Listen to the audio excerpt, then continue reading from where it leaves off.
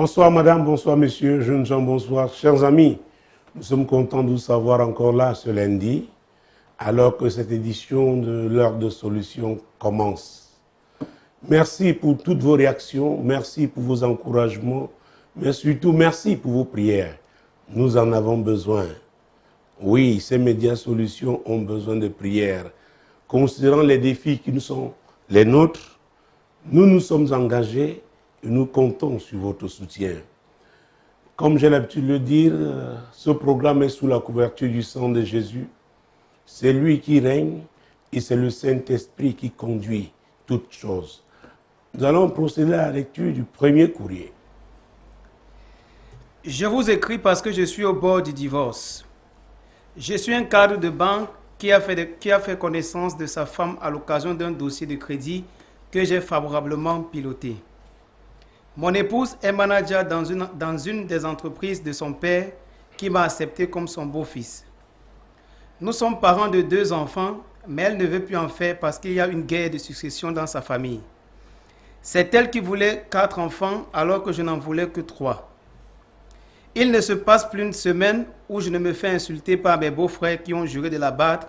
Et cette guerre vient des 2 coépouses à ma belle-mère qui n'apprécie pas que ce soit ma femme qui gère tous les dossiers sensibles de la famille.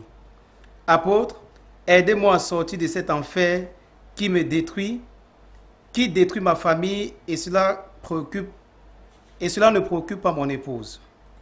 Marco. Marco, d'emblée, je voudrais te féliciter. Ça peut te surprendre. J'ai eu le privilège d'être sur cette plateforme en 2005.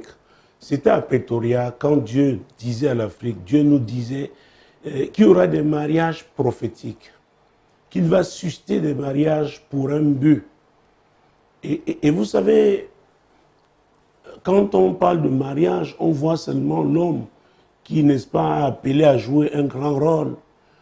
Mais il y a des femmes que Dieu, dans sa souveraineté, a choisi d'utiliser. Et ces femmes-là peuvent bien être des mères de famille. Et c'est pourquoi leur encadrement, le coaching d'un tel couple, d'une telle famille, n'est-ce pas, doit se faire par des personnes averties. Parce que l'environnement n'est pas toujours favorable.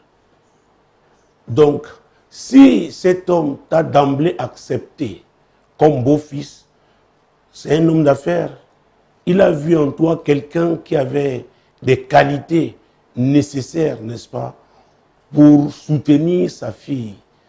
Cet homme aime sa fille et je ne dirais pas seulement qu'il s'agit d'un simple amour. Je suis convaincu qu'elle a des qualités, qu'elle a des talents. Toi-même, tu nous dis qu'elle est un manager. Et c'est dans le cadre professionnel que vous vous êtes rencontrés parce que tu as eu à piloter donc favorablement un dossier de crédit. Alors, elle t'a impressionné, tu l'as impressionné et vous vous êtes dit pourquoi pas. Mais seulement tu étais loin d'imaginer que tu ferais face à de telles, n'est-ce pas, attaques, tu ferais face à de tels défis.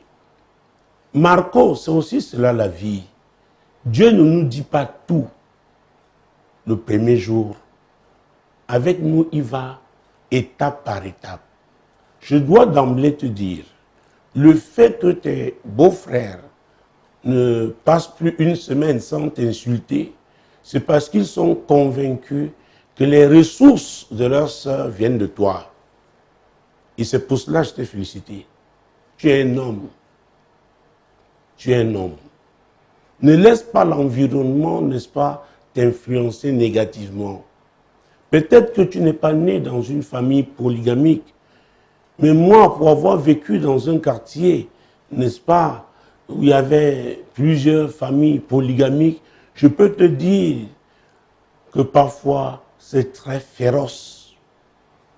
Les enfants apprennent à se haïr très tôt. Et quand il s'agit donc de biens, il s'agit d'argent, ça devient plus aigu. On a eu des cas, n'est-ce pas, que ce soit au lycée ou au collège, les enfants d'un même homme mais chacune vient avec son chauffeur. Les enfants de telle femme viennent avec tel chauffeur, les enfants de tel autre avec tel autre chauffeur.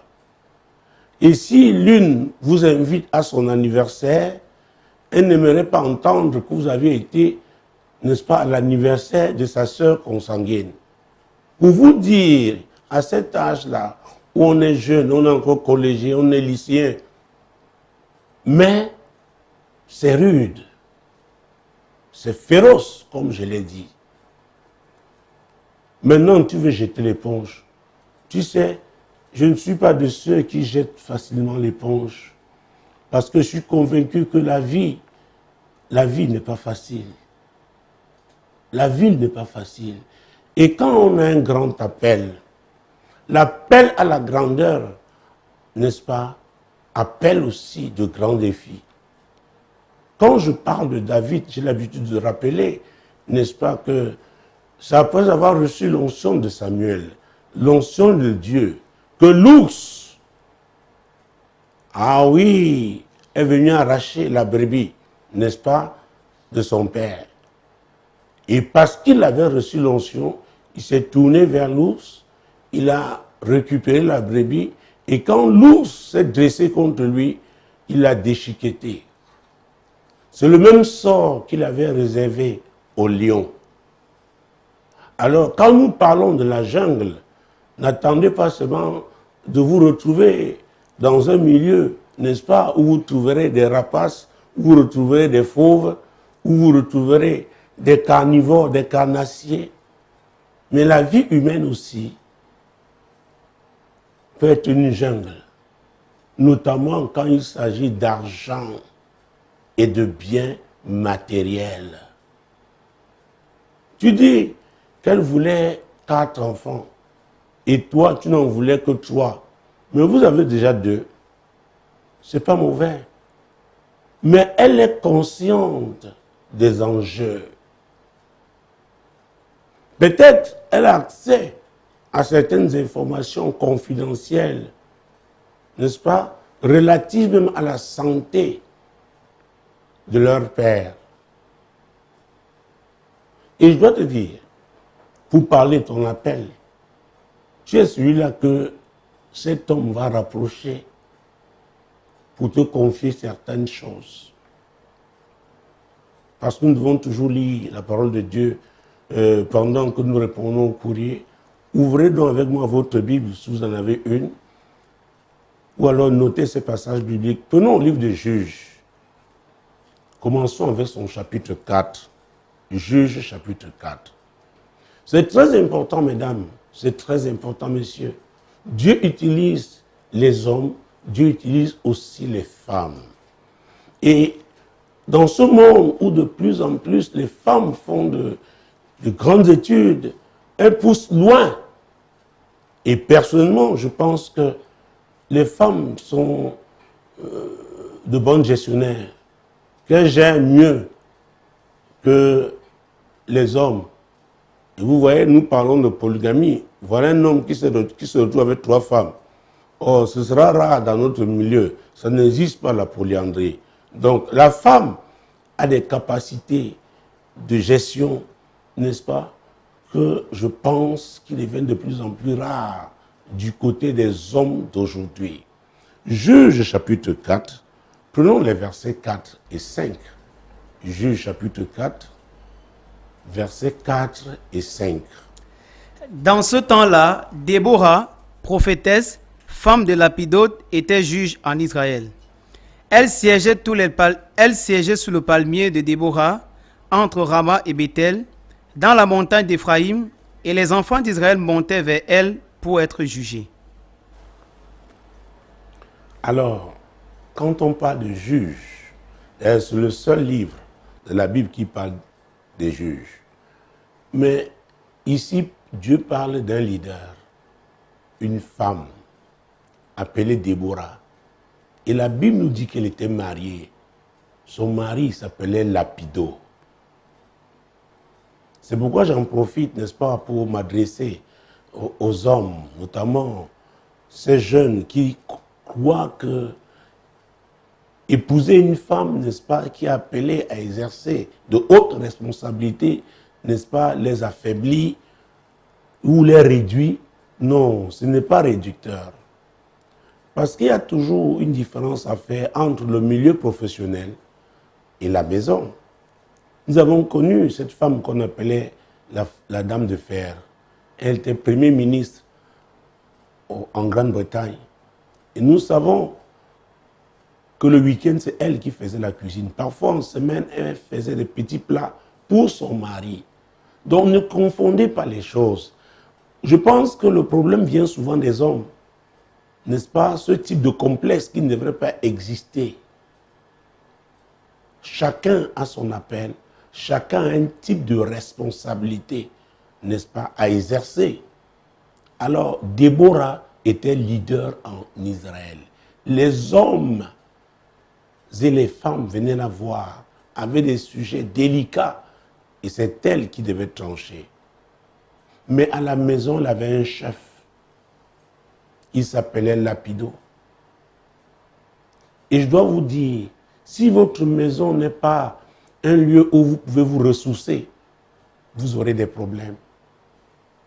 C'est pourquoi je conseille, n'est-ce pas, aux jeunes mariés de tout faire dès le départ, de manière à ce qu'il y ait une bonne atmosphère à la maison.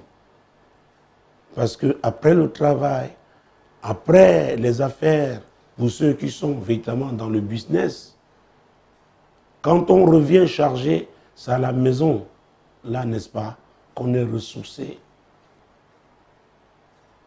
Alors qu'on est à table, alors qu'on prend un thé, alors qu'on regarde le journal télévisé, alors que peut-être on partage les nouvelles, n'est-ce pas, qu'on a lues dans des journaux. Oui, madame, oui, messieurs. Donc, je conseille à ces gens, à ces hommes, qui sont convaincus que Dieu leur a donné une femme d'un certain niveau, ne soyez pas complexés. Au contraire, jouez votre rôle. Parce que le plus souvent, on dit chez nous, derrière un grand homme, il y a une grande femme. Pourquoi l'inverse n'est pas possible? Oui, vous devez être ce support. Alors, quand nous allons au chapitre 5, nous restons donc Juges. Juges chapitre 5, cette fois-ci, nous allons lire le verset 7. Les chefs étaient sans force en Israël, sans force. Quand je me suis levé, moi Déborah, quand je me suis levé comme une mère en Israël. Elle n'était pas une femme de guerre, mais la nation était menacée.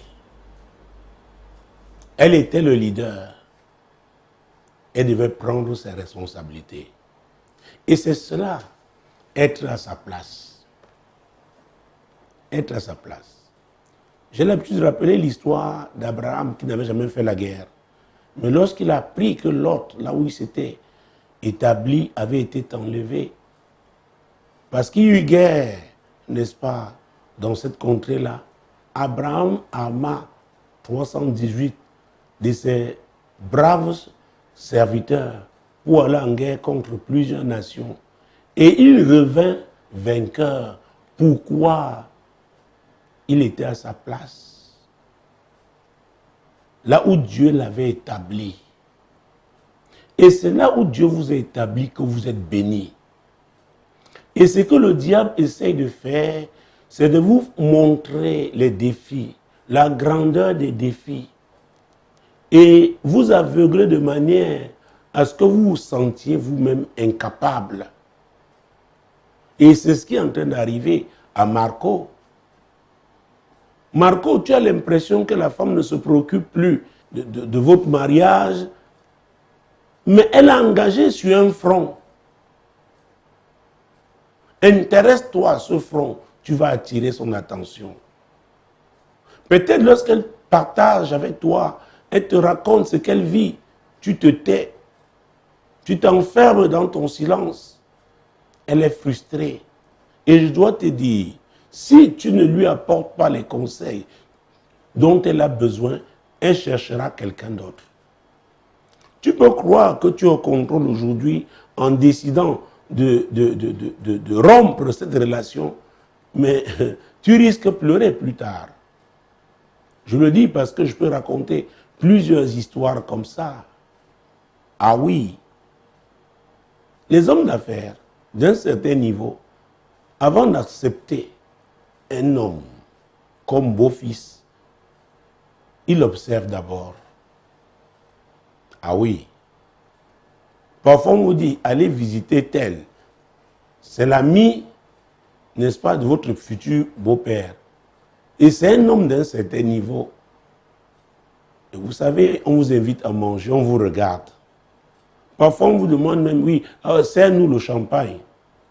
Alors, si vous venez, je ne sais pas de quel quartier, et que vous ne savez pas comment tenir la bouteille, mais je me souviens de l'histoire de cette femme. Quand on l'a dit, elle a pris les devants pour servir parce qu'elle savait que son gars n'avait pas cette culture. Comme pour leur dire, ne le dérangez pas, c'est mon choix. Il y a des femmes comme ça, elles vont droit au but pour dire, écoutez, je suis déterminée. Et celle-là le faisait pourquoi? Parce qu'elle savait que cet homme était un soutien pour elle, considérant les défis à venir. Vous savez, en matière de management, on doit pouvoir anticiper. C'est très, très important. Alors, quand on vous envoie rencontrer un tel tonton qui est peut-être ministre, ou ambassadeur ou grand homme d'affaires, à vrai dire, c'est la somme de ces rencontres-là. Ils auront à parler. Ils vont lui dire, écoute, le jeune homme-là, nous pensons qu'il peut faire l'affaire. Parce que tous ces hommes d'affaires-là ont des problèmes, je dois vous dire. Quand ils atteignent un certain niveau, ils se posent la question de savoir qui va continuer. Même quand bien même ils ont des hommes, des garçons.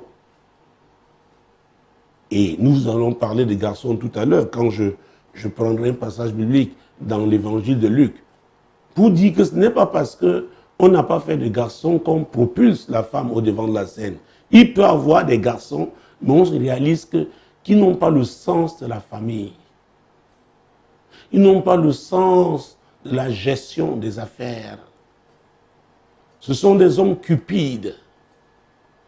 Ce sont des hommes méchants. Alors, tout chef de famille pense, n'est-ce pas, après lui.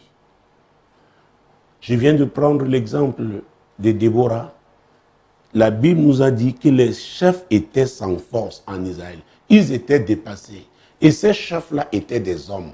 Donc, il peut arriver que les hommes soient dépassés et que la solution vienne d'une femme. Et n'ayez pas peur d'avoir une telle femme pour épouse. Boostez-la, encadrez-la. Oui. Couvrez-la de votre affection. Elle donnera le meilleur d'elle-même. Non seulement pour votre propre famille, mais aussi par rapport aux défis, n'est-ce pas, qui sont les siens dans le cadre des responsabilités que son père lui confie.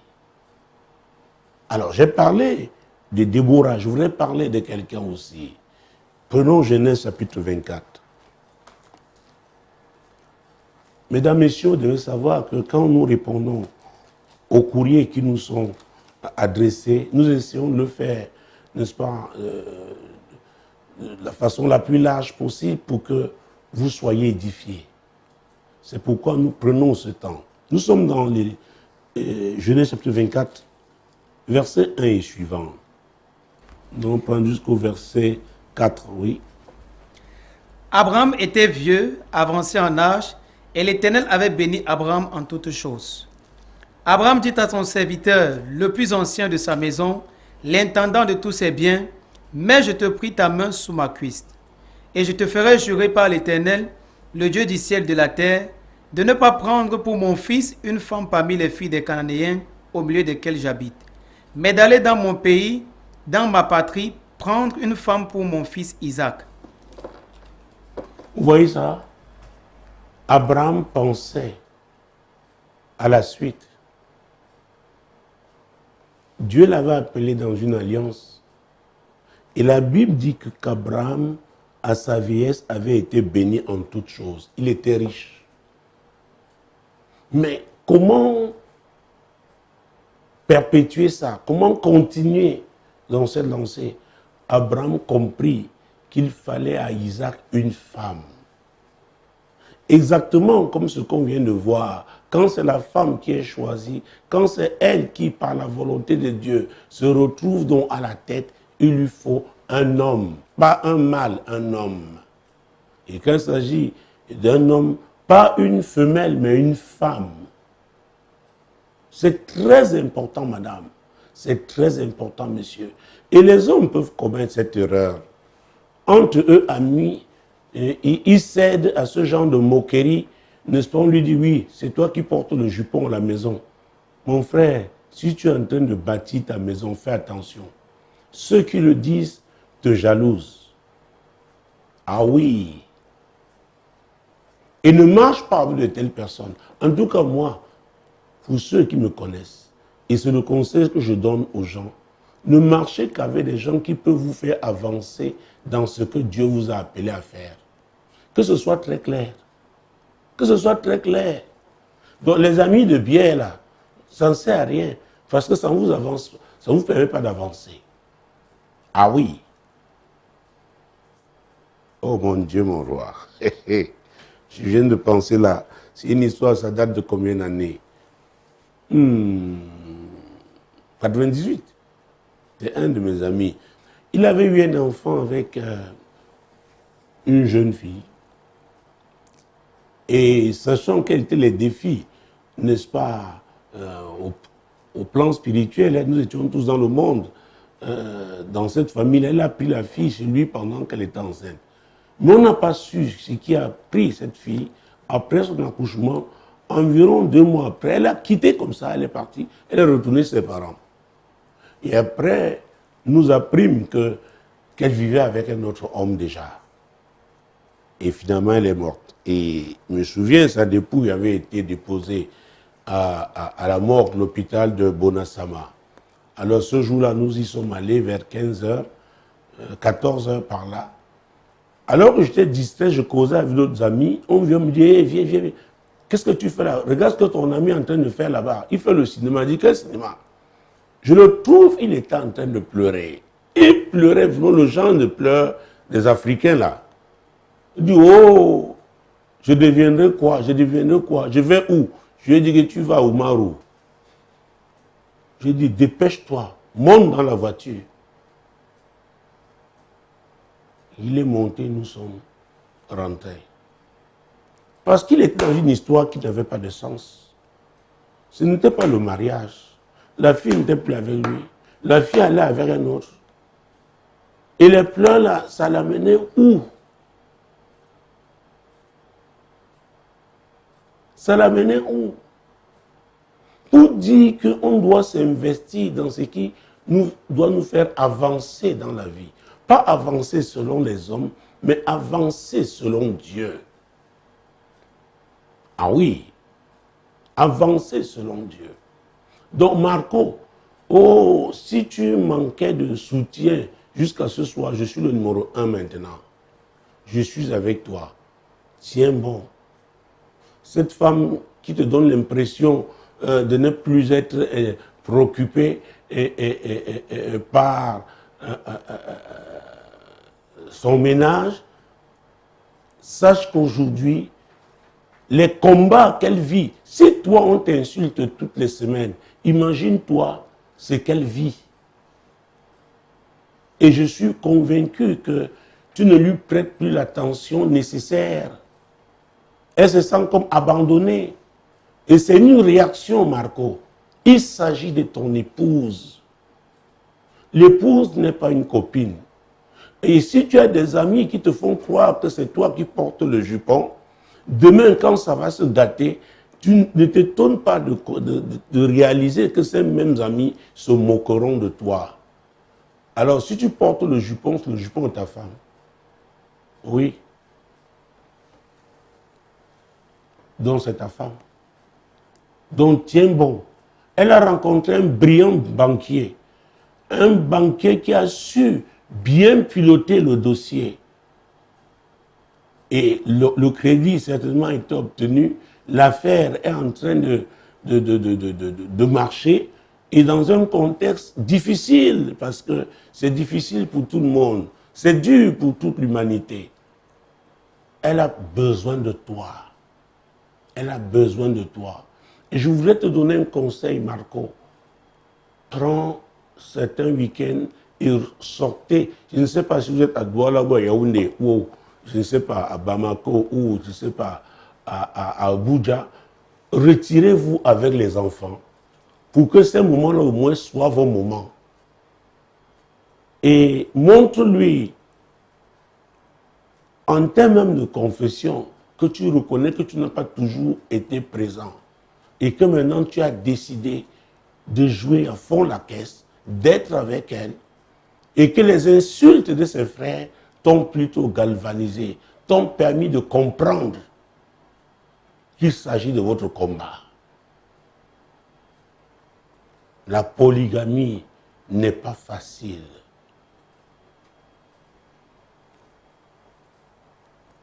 Tu as rencontré beaucoup de femmes dans ta vie, mais c'est elle que tu as épousée.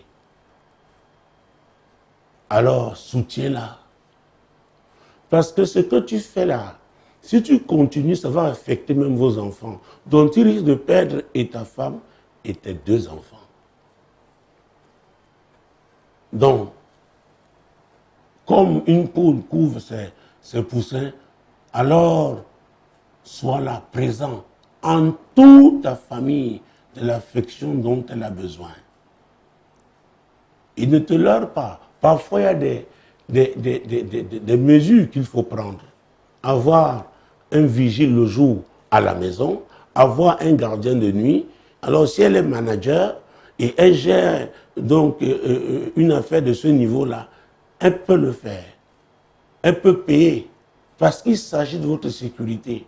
Et parfois, il lui faudra même un chauffeur pour qu'elle ne soit pas en train de réfléchir pendant, et tu sais, si c'est à Douala, comment les motos conduire à Douala n'est pas facile. Donc vous parlez de tout ça. Elle sait combien tu gagnes. Elle sait certainement qu'elle gagne plus que toi parce qu'elle gère une affaire. Mais maintenant, toi, apporte-lui le backup nécessaire, les conseils nécessaires pour qu'elle opère à ce niveau-là. C'est très important. Parce que quand on t'insulte tous les jours, je dois te dire, chez nous, ça peut être violent. Je crois que j'ai vu un mot abattre, quelque chose comme ça. Hein, c'est ça? Oui. Hein? Ses beaux-frères voilà. ont juré de l'abattre. Alors, ses beaux-frères ont juré d'abattre sa femme. Oui. Tu es prêt à devenir veuf? Donc, il peut avoir comment je vais dire, un agent de sécurité, de proximité, la sécurité rapprochée. Ça a un prix. Et je pense que vous avez les moyens là. Et je pense que ton beau-père lui-même, peut-être il est malade, il a affaibli, il ne peut plus, il ne sait plus comment faire. Je vais vous dire, il y a des gens qui se sont retrouvés dans la polygamie pas parce qu'ils le voulaient. Avec la première femme, il y a eu un problème. Peut-être c'est la mère ou c'est l'oncle qui a dit non, on prend une deuxième. Avec la deuxième, il y a eu un autre défi et on s'est retrouvé avec 3 femmes. Il y a des gens qui se sont retrouvés dans la polygamie sans le vouloir. Mais aujourd'hui, il s'agit de ta femme. Alors, vas-tu la laisser comme ça pour qu'on la batte? Et vous savez qu'aujourd'hui, même pour 50 000 francs, que tu es quelqu'un. Donc, il lui faut une garde rapprochée. C'est très important. La maison doit te garder le jour, garder la nuit. Et n'oublie pas, il y a les systèmes de caméras et autres. Je ne suis pas un spécialiste de ces choses-là, mais vous pouvez, n'est-ce pas, demander les conseils de ce type de personnes pour que faites tout ce qui doit être fait. Encore une fois, je l'ai dit en passant, peut-être ta femme a les informations concernant l'état de santé de son père.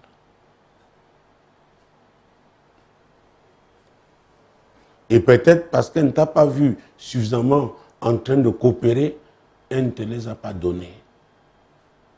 Donc rapproche-toi. Rapproche-toi. C'est ta femme. Elle voulait 4 enfants, maintenant 2. Parce que si elle tombe enceinte là entre-temps, mais ce sera difficile. Donc, je pense que la notion de temps, il y a quelque chose qui risque de se passer. Et elle a si bien compris. Et toi, tu voulais 3. À défaut de 3, si on a 2, c'est pas mauvais, non? Donc, le temps. Donc, rapproche-toi de ta femme. Couvre-la de ton amour. Donne-lui le meilleur. Rassure-la. Je dois te dire, pour ça, là, toutes les femmes du monde, qu'elles soient africaines, européennes, je ne sais pas, blanches, jaunes, bleues, qu'elles soient maman apôtre ou maman pasteur, toutes, je dis bien toutes, veulent toujours être rassurées. Mais dis, j'ai fait ma coiffure là, tu n'as même pas regardé. Alors que tu es en train de... tu as des soucis, mais tu dois regarder et tu dois apprécier. Alors si toutes les femmes sont comme ça, a fortiori donc une femme d'affaires. Et il y a le côté mystique, il ne faut pas l'oublier, la sorcellerie. Et c'est ce qui me permet maintenant de te parler de quelqu'un. Quelqu'un que j'ai rencontré, mon Dieu, mon roi, il y a 24 ans. C'était en 97. Quelqu'un qui a changé ma vie. Il s'appelle Jésus. Ah oui. Il m'avait dit, et c'est ce qu'il dit à nous tous, et c'est dans Luc, mon Dieu, mon roi. Luc chapitre 10, verset 19. Voici, je vous ai donné le pouvoir de marcher sur les serpents et sur les scorpions et sur toute la puissance de l'ennemi, et rien ne pourra vous nuire. Jésus ne s'adresse pas à n'importe qui. Jésus s'adresse à ceux-là qui ont pris la décision de le suivre. Peut-être tu me diras, tu vas à l'église le dimanche. Tu me diras, tu as été baptisé, confirmé. C'est bien tout ça. Mais je suis là pour te parler d'une relation personnelle entre Jésus et toi. Surtout que tu es le chef. Parce que la Bible dit qu'on ne peut pas entrer dans la maison d'un homme fort et la piller sans l'avoir lié. Je sais que tu es intelligent, mais il y a une dimension spirituelle qu'on ne doit pas négliger. Qu'on ne doit pas négliger. Donc on peut te lier spirituellement. Et si on lit le chef, alors sa famille est livrée à l'ennemi. Sa famille est livrée à l'ennemi. Donc Marco, tu as besoin de Jésus. Sinon, tu vas faire le tour de tous les autres féticheurs. On va te dire aujourd'hui qu'il faudra te scarifier. On va te dire demain qu'il te faudra un talisman en poche. On va donner aussi à ta femme, peut-être aussi à tes enfants. Non. Tu as besoin de Jésus. Il a dit, je vous ai donné le pouvoir. Vous qui m'avez suivi. Vous qui m'êtes fidèles. On ne peut pas vous nuire spirituellement. Je vous ai donné le pouvoir de marcher sur les serpents, les scorpions et sur toute la puissance de l'ennemi et rien ne pourra te nuire. Tu sais, Marco, je me rappelle comme si c'était hier, c'est l'histoire d'un jeune monsieur qui était arrivé ici en 2007. Il était désespéré, désemparé. Il était chrétien dans une église protestante de la ville et il vivait des situations très très difficiles et ça se succédait. Un jour, son pasteur lui a dit, non, pour le cas-ci, je peux t'amener chez une femme. Parce que moi-même, quand ça ne va pas, je vais chez elle. Alors, quand il est sorti là, vraiment, il avait perdu le nord parce qu'il était loin d'imaginer que c'est son pasteur qui puisse lui conseiller, n'est-ce pas, une femme. Mon Dieu, il s'est retrouvé ici parce qu'il me suivait à la radio depuis des années. Nous lui avons dit que Jésus a dépouillé les dominations et les autorités, qu'il les a livrées publiquement en spectacle en triomphant d'elles par la croix. C'est ce que la Bible dit. Et ça doit être connu. Vous savez, parfois on lit ces choses, on croit que c'est un roman, mais c'est la parole de Dieu. Nous sommes dans Colossiens, on lit Colossiens, on lit Philippiens. Oui, c'est très important de savoir, les amis. Donc ceux-là qui croient qu'ils peuvent abattre ta femme comme si elle était, mon Dieu, mon roi, un animal, les choses doivent changer. Il faudrait que désormais, tu aies un chef. Ah oui, n'oublie pas que la Bible dit que le Père, que Dieu est le Père, le chef de Jésus, Jésus est le chef de l'homme et l'homme est le chef de la femme. Donc tu dois t'aligner. Tu dois t'aligner. C'est très important. Alors je parlais de Colossiens chapitre 2, c'est ça, c'est bien ça que je trouve. Mon Dieu, mon roi, verset 15, je pense. Il a dépouillé les dominations et les autorités. Il les a livrées publiquement en spectacle en triomphant d'elles par la croix. Quand on parle des dominations, les autorités, et l'apôtre Paul nous en a parlé, notamment dans Éphésiens chapitre 6, verset 12, il dit que non pas à lutter contre la chair, le sang, mais nous devons lutter contre les dominations, les autorités, les princes de ce monde de ténèbres, les esprits méchants dans les lieux célestes. Il y a des gens sur cette terre qui ont recours aux esprits méchants d'un lieu céleste pour faire du mal sur cette terre. Et l'apôtre Paul, n'est-ce pas, nous a donné cette révélation. Et c'est pourquoi la Bible déclare, et là nous sommes dans Philippiens, mon Dieu, mon roi, ah oui, nous sommes dans Philippiens chapitre 2. Et la Bible nous parle de Jésus. Verset 7 et suivant. Mais s'est dépouillé lui-même en prenant une forme de serviteur, en devenant semblable aux hommes et ayant paru comme un simple homme. C'est Jésus. C'est Jésus. Ah oui. La suite. Il s'est humilié lui-même, se rendant obéissant jusqu'à la mort, même jusqu'à la mort de la croix. C'est pourquoi aussi Dieu l'a souverainement élevé et lui a donné le nom qui est au-dessus de tout nom, afin qu'au nom de Jésus, tout genou fléchisse dans les cieux, sur la terre et sous la terre. Voilà. Et que toute langue. Et que toute langue confesse que Jésus-Christ est Seigneur à la gloire de Dieu le Père. Alors quand on confesse que Jésus-Christ est Seigneur et on le suit désormais, alors en son nom, on peut faire reculer, on peut chasser tout mauvais esprit. Au nom de Jésus, on peut anéantir tout fétiche. Cela fera que le matin, avant de quitter la maison, tu vas prier pour ta femme au nom de Jésus. Parce que si toi on t'insulte, tu es loin d'imaginer ce qu'on lui fait.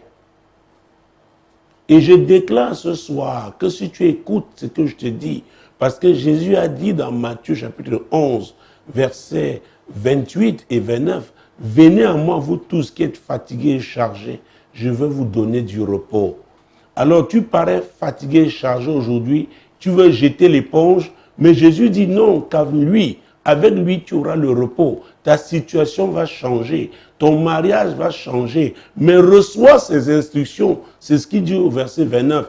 Et nous t'avons donné quelques-unes, n'est-ce pas, de ces instructions-là, pour que désormais tu marches dans la victoire, pour que désormais tu te tiennes pour ta famille. Et que cet homme Je ne sais pas dans quel état il se trouve en ce moment, ton beau-père.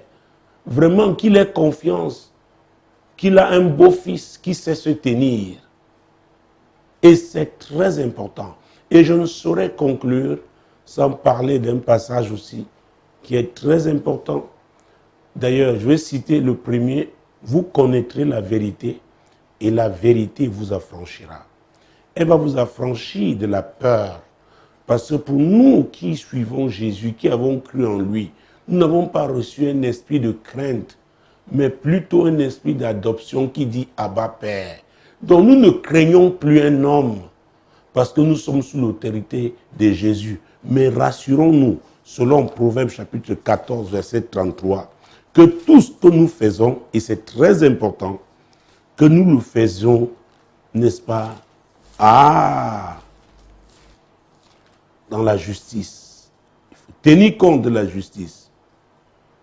Proverbe chapitre 14, verset 34. La justice élève une nation, mais le péché est la honte des peuples. Alors, la responsabilité, la confiance que ton beau-père a envers sa fille, et toi qui es appelé donc à œuvrer en tant que couverture, une couverture qui vient du Seigneur, qui vient de Jésus, ne le fais pas pour priver les autres de leurs droits. Non. Rassure-toi que ce soit avec justice. C'est très important.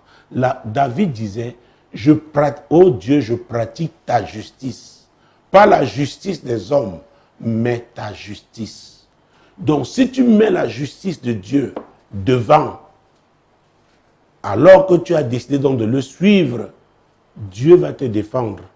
Parce que c'est la justice qui élève une nation. Et votre famille fait partie d'une nation. Alors, cher Marco, voilà ce que je pouvais te dire. Donc, ne crois pas que ce sera un enfer.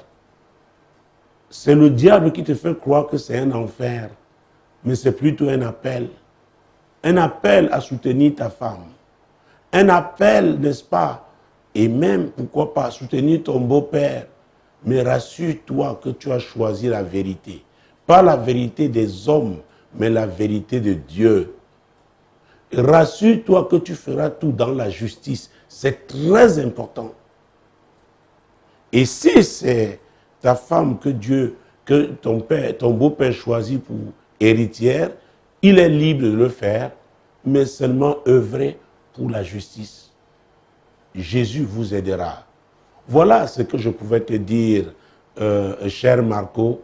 Tiens bon, présente ton mariage à Jésus, qu'il prenne place dans ce mariage, il va le changer. Ta femme verra le changement dans ta vie et elle comprendra que tu es l'homme qu'elle ne s'est pas trompée et que tu es l'homme qu'il lui faut et que tu es l'homme de la situation et que ta force ne vient que de Dieu.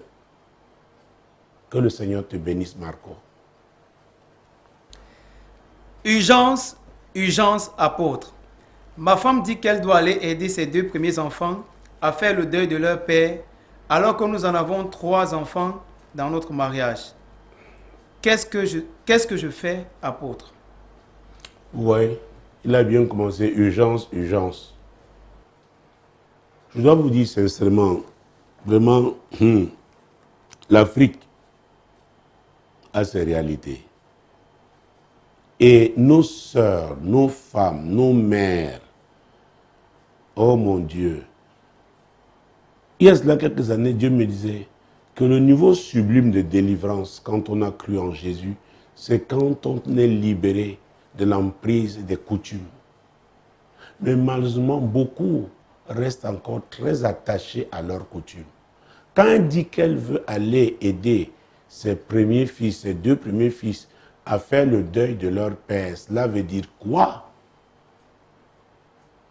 Cela veut dire qu'elle va aller pleurer avec eux. Alors elle va faire quoi? Oh mon chéri, oh, l'homme de ma vie, oh, je ne sais pas ce qui nous a séparés. Oh, comme tu t'en vas là, sache que... Attends, dites-moi, comment... Peut-être vous avez dit qu'il fait le théâtre, mais attendez, les pleurs là vont se faire comment? Elle dit qu'elle va aller aider ses fils, ses premiers fils, à être, à faire le deuil de leur père. Oh, je me souviens comment tu grattais mon dos. Ouais. Et le mari actuel est où? Vous voyez? Et il y a eu des cas comme ça. Les femmes sont allées même faire le veuvage. Le veuvage. Alors qu'elles sont mariées. Alors, il s'appelle comment? Il n'a pas donné son nom. Alors, je dois te dire, je serai péremptoire avec toi. Ta femme a une famille. Elle a des sœurs, elle a des frères. C'est vrai, elle a un passé que personne ne saurait ignorer parce qu'elle a eu des enfants, n'est-ce pas, dans cette première relation. Mais elle ne peut pas aller s'afficher. Et souvent même, on dit même qu'elle doit avoir sa maison de deuil. Vous savez, elle est dans une alliance, la vôtre, dans le cadre du mariage aujourd'hui. Elle a eu une alliance avec l'autre parce que nous savons que tout acte sexuel est un acte de mariage. Mais cette alliance est censée avoir été rompue en se mariant avec toi. Donc il est hors de question d'aller ouvrir une porte qui était déjà fermée. Vous savez, c'était en 2012, le dernier message de l'année, n'est-ce pas, en ce mois de décembre là, c'était les dossiers non traités. Je dois vous avouer qu'il y a beaucoup de gens à l'église qui traînent les dossiers qui n'ont pas encore traités. Et ces dossiers-là vont vous rattraper. Alors le conseil que je m'empresse de donner était que, est que ta femme a une famille dont ses sœurs, dont les tantes de ces deux premiers enfants peuvent les accompagner, ou même leur oncle, pour qu'ils aillent au deuil de leur père.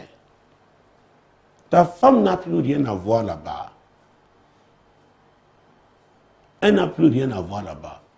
Et je reconnais qu'il y a des situations où vous dites que peut-être c'est l'homme-là qui l'avait doté. Mais il n'avait pas eu un acte d'état civil. Et c'est pourquoi ça devient compliqué dans ce cas-là. Et j'ai l'habitude de demander aux hommes ici. J'ai eu des cas. J'ai poussé ces hommes qui voulaient épouser les femmes qui avaient été dotées sans avoir eu un acte de mariage à aller rembourser la dot. D'ailleurs, je pense qu'il y a 2 semaines, il y a eu un cas comme ça. Pour rompre, parce que quand une dot est une transaction, il y a des paroles qui sont prononcées. Donc le jour où on vient aussi la rembourser, il y a des paroles qui sont prononcées, qui sont des paroles de rupture.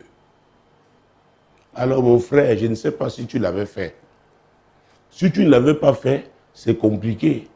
Alors, si tu peux maintenant rassembler l'argent nécessaire et avoir des gens de ta famille qui peuvent aller se tenir maintenant là-bas et que ça se fasse une bonne fois pour toutes. Mais moi, je ne vois pas comment ta femme irait pleurer, n'est-ce pas, aider ses enfants à faire le deuil de leur père alors qu'elle est mariée. Non. Ça risque d'ouvrir des portes que tu ne pourras pas contrôler. Des portes qui vont te créer des problèmes. Vous voyez, je parlais de mon ami qui était allé pleurer quelque part. Il n'avait jamais doté la fille. Il avait seulement fait l'enfant. On m'a appelé, on m'a dit, mais tiens, il pleure pourquoi? Je suis allé le tirer de là. Ça n'avait pas de sens. Ça, c'était en 98. Donc, quand on prend un engagement, et vous voyez, il y a 2 semaines, Dieu nous a parlé de 2 mots, n'est-ce pas? Quand on parle de déblocage, il y a le mot engagement, il y a le mot rupture, et les 2 mots sont encadrés par la notion de temps. Peut-être qu'elle est engagée et elle a eu des enfants avec ce monsieur. Ils ne se sont pas mariés. Il y a donc eu rupture. Et je pense que s'il avait doté, la dot a été remboursée. S'il n'avait pas doté, donc il n'y a rien eu. Et donc, elle s'est engagée avec celui qui a écrit. Donc, ne laisse pas cette femme-là aller. Entends-toi avec ta famille. Il y a des membres même de ta famille qui peuvent l'accompagner. Elle et certaines de ses sœurs ou de ses frères là-bas, dont ils vont aider les enfants là à faire le deuil de leur père et ça va s'arrêter là. Voilà ce que je pouvais te dire. Et si ces deux enfants-là sont chrétiens, ils doivent éviter, n'est-ce pas, de se soumettre donc aux rites. Il y a des rites qui font qu'on recourt aux esprits ancestraux. Donc, il faudrait aussi que cette porte-là ne soit pas ouverte dans leur vie. Et je pense que j'ai eu plusieurs fois ici, notamment avec notre session de prière du jeudi, à parler du sang de Jésus. Ce que le sang de Jésus a fait, comment on peut l'utiliser, n'est-ce pas? Parce que c'est le sang de la nouvelle alliance pour rompre, n'est-ce pas, des alliances qui ne tiennent plus. Donc, cher ami, je crois avoir répondu à ta question. Il est hors de question que ta femme aille faire aider ses enfants à pleurer leur père. Aujourd'hui, il a fait 3 enfants avec toi dans le cas du mariage. Tu as une famille, elle-même a une famille. Ils peuvent accompagner ces enfants-là au deuil de leur père. Voilà ce que je pouvais te dire. On pourra prendre ce 3e courrier. On va peut-être le lire alors. Comment se faire une alliance de prospérité financière avec Dieu? Frère Lazare. Vous savez, le mot prospérité, depuis un certain nombre d'années, une vingtaine d'années, revient régulièrement dans beaucoup de prédications, dans beaucoup d'enseignements. Mais il y a un passage tiré de 3 Jean que j'aime le plus, quand il faut, que j'aime utiliser aussi quand il faut parler de prospérité. Parce que quand les gens parlent de prospérité, ils parlent d'argent. Je ne dis pas que l'argent ne joue pas un rôle, n'est-ce pas, quand on parle de prospérité. 3 Jean chapitre 2. 3 Jean, verset 2. Bien-aimé, je souhaite que tu prospères à tous égards et sois en bonne santé comme prospère l'état de ton âme. C'est très important. Quelqu'un qui n'est pas en santé n'est pas prospère. Il n'est pas prospère. Quelqu'un dont l'âme est malade, l'âme est affligée, n'est pas prospère. Mais on a martelé les gens, n'est-ce pas, quand on parle de prospérité, on a seulement parlé de l'argent. De l'argent. De l'argent. Et c'est pourquoi dans notre premier courrier, je devais utiliser ce passage. Bon, je ne l'ai pas fait. 1 Timothée chapitre 6, verset 10. 1 Timothée chapitre 6, verset 10. Oui, j'aurais pu l'utiliser pendant le premier courrier. C'est l'apôtre Paul qui parle donc à son enfant légitime dans la foi, Timothée. Il lui parle de l'argent, comment l'argent peut créer des problèmes énormes. Et là, il ne s'adresse pas aux païens, il s'adresse aux chrétiens. Oui. Car l'amour de l'argent est une racine de tous les maux, et quelques-uns, en étant possédés, se sont égarés loin de la foi et se sont jetés eux-mêmes dans bien des tourments. Vous voyez ça? Alors, si on ne prend prospérité qu'en termes d'argent, et il a dit la prospérité financière, heureusement qu'il a dit avec Dieu. Donc, la prospérité financière avec Dieu commence par Matthieu chapitre 6, verset 33. C'est très important. Matthieu chapitre 6, verset 33. Cherchez premièrement le royaume et la justice de Dieu, et toutes ces choses vous seront données par-dessus. Cherchez premièrement le royaume et la justice de Dieu, et toutes ces choses vous seront données par-dessus. Et ayant lu donc 3 Jean 2, nous avons vu aisément là que c'était le Seigneur tenait, n'est-ce pas, à ce que nous prospérions à tous égards. Bien-aimé, je souhaite que tu prospères à tous égards et sois en bonne santé, comme prospère l'état de ton âme. Vous savez, l'âme, c'est le siège des émotions. L'âme, c'est le siège de la volonté. Alors, on nourrit l'âme avec quoi? Quand on cherche premièrement le royaume de Dieu, c'est la parole de Dieu, n'est-ce pas, qui permet de nous nourrir. nourrit notre esprit, nourrit notre âme, de telle manière que nos désirs ne seront plus des désirs charnels. Ah oui, parce que la Bible déclare dans Galates que l'esprit a des désirs qui sont contraires à ceux de l'esprit. Alors, quand on nourrit son âme, on nourrit son esprit de la parole de Dieu, cette prospérité financière-là même, c'est pour la gloire de Dieu. Vous savez, il y a un passage biblique, nous avons lu il n'y a pas très longtemps, et l'apôtre Paul disait quelque chose et que personne ne devrait oublier. Mon Dieu, mon roi, Jésus-Christ de Nazareth. Il disait que vous mangiez ou que vous buviez, quelle que soit la chose que vous serez en train de faire, faites tout pour la gloire de Dieu. Et ça, c'est un passage, voilà, c'est 1 Corinthiens chapitre 10, mon Dieu, mon roi, verset 31. 1 Corinthiens chapitre 10, verset 31. Soit donc que vous mangiez, soit donc que vous buviez, soit donc que vous fassiez quelque autre chose, faites tout pour la gloire de Dieu. Pour la gloire de Dieu. Alors la prospérité en Dieu vient d'abord de son engagement à suivre le Seigneur.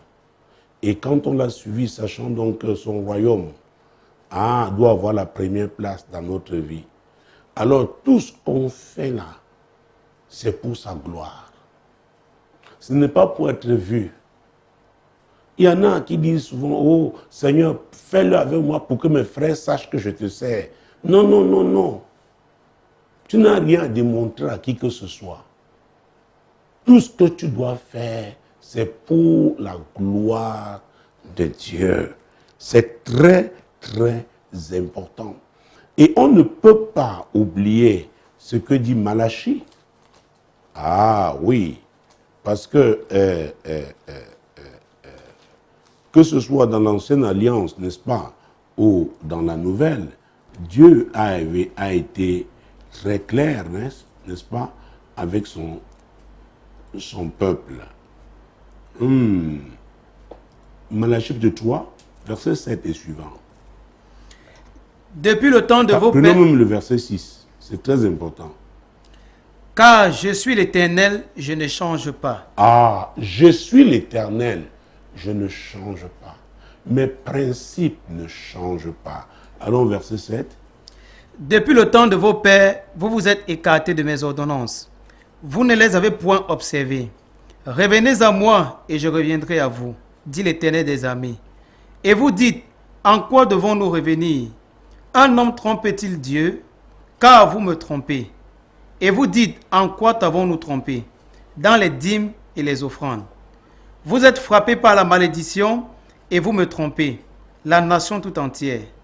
Apportez à la maison du trésor toutes les dîmes, afin qu'il y ait de la nourriture dans ma maison. Mettez-moi de la sorte à l'épreuve, dit l'Éternel des armées, et vous verrez si je n'ouvre pas pour vous les écluses des cieux, si je ne repends pas sur vous la bénédiction en abondance. Pour vous, je menacerai celui qui dévore, et il ne détruira pas les fruits de la terre, et la vie ne sera pas stérile dans vos campagnes, dit l'Éternel des armées. Voilà. C'est une des rares fois dans la Bible, sinon la seule. Il dit, pour vous, je menacerai le dévoreur. L'apôtre Pierre nous a dit dans 1 Pierre chapitre 5, verset 8, que le diable rôde comme un lion rugissant, cherchant qui dévorer. Il ne peut pas dévorer n'importe qui. Les gens qui ont leur alliance avec Dieu, c'est difficile. Parce que si le diable doit entrer, il doit bafouer, il doit piétiner cette alliance. Et Dieu veille sur son alliance. Je me souviens de l'histoire de cet homme. Oh, l'argent c'est quelque chose. Il avait de sérieux problèmes. Les factures impayées depuis des années. Et comme ça, Dieu a fait payer ses factures. Plus d'une trentaine de millions de francs. Il a trouvé que donner à l'époque 3 500 000 à Dieu pour dîme, que c'était beaucoup. Donc vous voyez, vous prenez l'alliance de prospérité avec Dieu. Et ici, j'ai des gens qui ont une alliance avec Dieu, et ça ne date pas d'aujourd'hui, ils sont des semeurs radicaux. Moi, je suis un semeur radical. Ma dîme, ce n'est pas 10%, c'est le double. Et j'aspire à plus. D'ailleurs, c'est plus du double. Parce qu'il y a une partie que je ne contrôle pas. C'est plus de 20%. Ça, c'est avec Dieu. Et Dieu toujours m'a montré qu'il est fidèle. Tous ceux qui ont été à côté de moi comme trésorier ont toujours été étonnés comment nous en sortons face à des défis, parfois qui sont comme une montagne devant nous. Mais Dieu nous a toujours prouvé sa fidélité. Donc, entrer en alliance, n'est-ce pas, de prospérité avec Dieu, c'est d'abord se confier à Dieu, qu'il ait la première place dans notre vie, et que tout ce que nous faisons, qu'on le fasse pour sa gloire. C'est très, très important. Et quand on le fait donc pour sa gloire, on ne saurait pas oublier la dîme. Et on va même aller au-delà, parce que moi je suis au-delà de 20%. Oui. Et Dieu dit, mettez-moi de la sorte à l'épreuve. Il m'a prouvé qu'il est fidèle. Donc, c'est très important.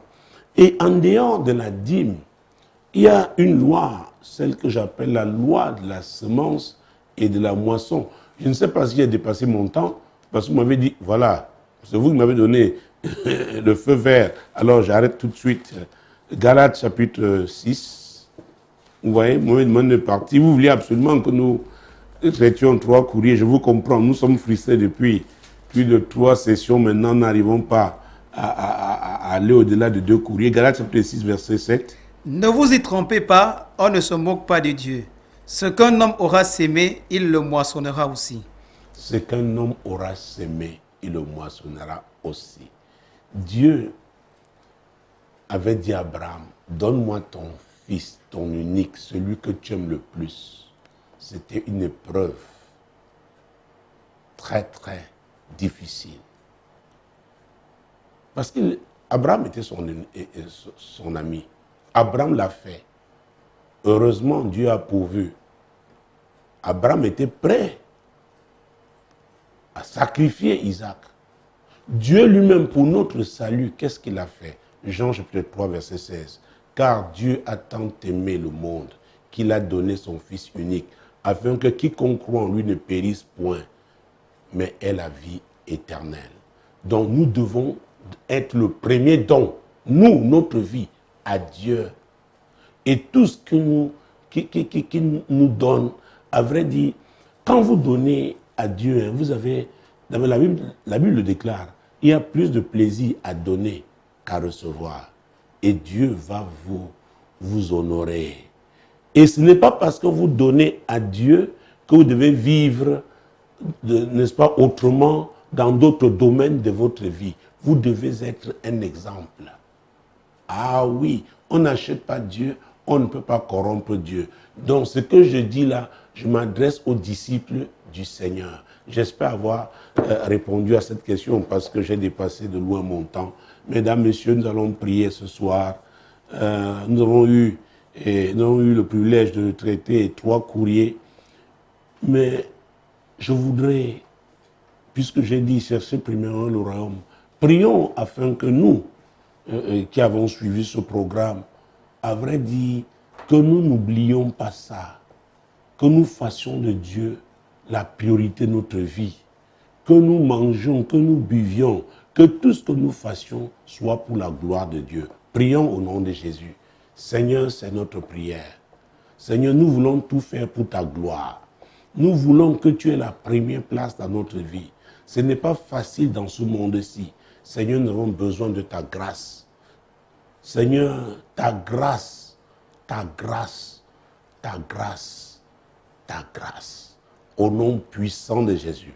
Dieu m'a dit quelque chose, c'était après le culte, je pense, qu'il devait y avoir 3 personnes qui seraient fiancées en ces derniers jours de ce mois, de cette année 2021. Ce qui est curieux, tout de suite après la réunion, il y a eu un. Ça s'est réglé hier. Donc, j'avais demandé, j'ai dit 3. Je vais demander à Dieu plusieurs. Seigneur, tu connais ceux-là qui appartiennent à ma famille dans le cadre de cette émission, l'heure de solution. Il y en a au Cameroun, il y en a en Afrique, il y en a, Seigneur, en Amérique du Nord, en Europe. Tu es Dieu, tu es le Dieu de connexion. Et ce soir, j'ai rappelé la parole que tu nous as donnée en 2005 à Pretoria. Tu nous parlais des mariages prophétiques. Seigneur, je veux te rappeler cette parole ce soir. Seigneur, je prie pour les mariages prophétiques.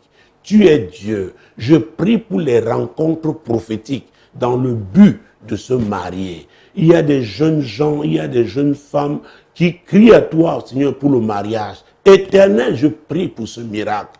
Parce qu'ils vont te servir dans le cadre de ce mariage. Seigneur, fais-le au nom puissant de Jésus.